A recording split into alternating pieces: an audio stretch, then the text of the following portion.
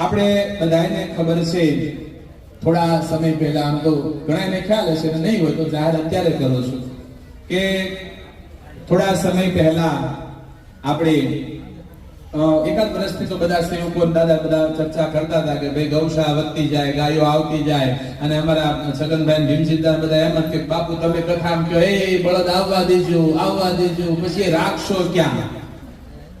તમારે કે હાથ ઉસા કરવાનું બધી જગ્યાએ રાખશું ક્યાં? એટલે જમીનનો પ્રશ્ન, આ જે કઈ આપણી કેપેસિટી ગૌશાળાની 1200-1300 ગાયોની કેપેસિટી આપણે અત્યારે 1600-1700 લઈને બેઠા છીએ. કેપેસિટી કરતા વધારે અત્યારે આપણે લઈને બેઠા છીએ.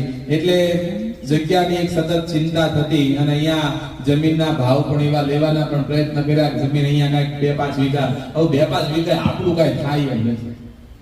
2-5 વીઘા હવેના સમય પ્રમાણે આપણું કઈ થાય એમ નથી.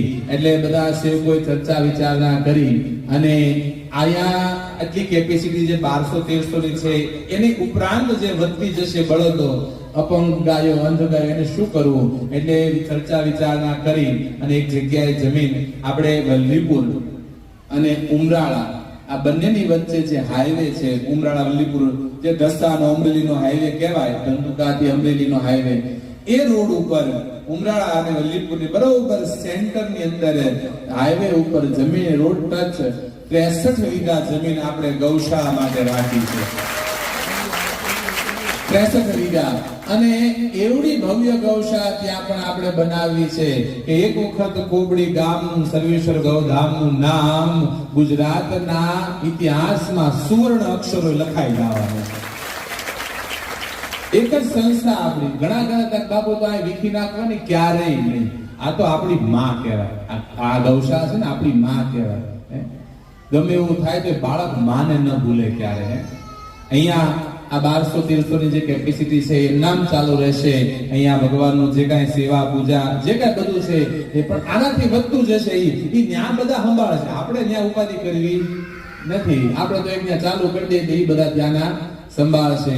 એટલે આ જમીનનું પણ નક્કી થયું છે, એનું પણ આપ સર્વને જાણ કરવાની. બધા તન મન ધનથી તૈયારીઓ ચાલુ કરી દેજો. આપણે તો બધા નિમિત્ત માત્ર બનવાના, બાકી જે કાંઈ કરવાનું એ કામ જેનું ગૌ માતાએ કરવાનું. અને કામ જેનું ગૌ માતા કરે એનો જીવતો જાગતું ઉદાહરણ. આપણી પાસે 1 પણ રૂપિયાની બેલેન્સ નથી, તેમ છતાં એવી સારી ગૌશાળા આપણે ચલાવીએ છીએ. ભાવનગર જિલ્લાની બીમારની તો મોટા મોટી ગૌશાળા થઈ રહી છે.